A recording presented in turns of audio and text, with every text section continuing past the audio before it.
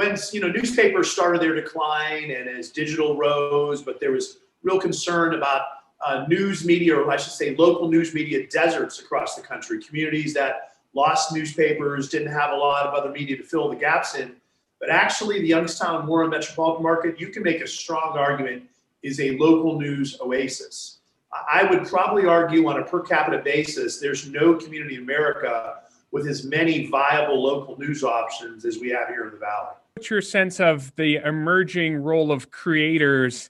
Everyone, anyone on social media, there are podcasts everywhere. I mean, do you think that's good for the local media environment? Yeah, I do. And that's a good point. I didn't really bring that up, but that's another part of it is whether, bloggers or so forth. Yeah, I do. I mean, obviously some of those folks come and go. Some of those folks do a better job than others. But I love it. It's grassroots, whether you want to call it journalism or opinion. And, we can all get to choose. Obviously, some of them have a struggle getting heard or seen. But, that's what the marketplace is about, what entrepreneurship is about.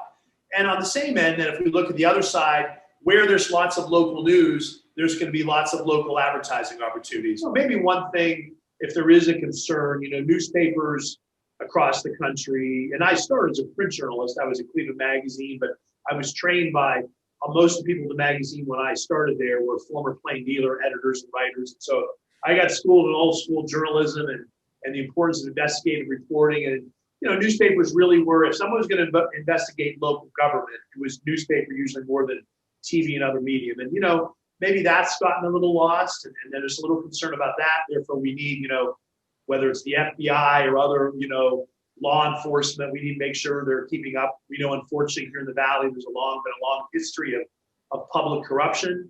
And while I do believe I've seen a definite change in the course of my lifetime, this last 5 to 10 years, we all know that it's still, unfortunately, part of not only our culture, but, where there's politics and where there's money, there's going to be, opportunities, unfortunately, for corruption. And newspapers, played a prominent part of that. And now it's tough, to have the staff for that, the long-term investigation that's required, that kind of thing. So I think that's a concern for every community, not just ours.